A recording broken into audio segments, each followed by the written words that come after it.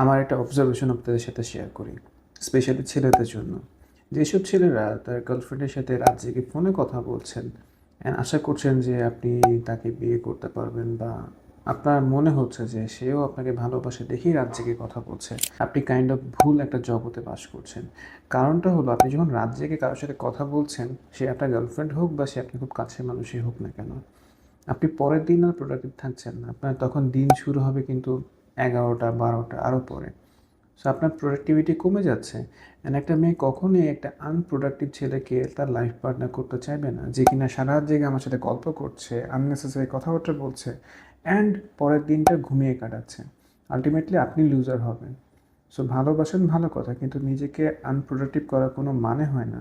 বরঞ্চ ভালোবেসে নিজেকে প্রোডাক্টিভ করেন, নিজের ভেতরে সেই গ্রোথটা তৈরি করেন, যাতে আপনার ভালোবাসার মানুষও আপনাকে ভালোবাসে, আপনাকে সম্মান করে।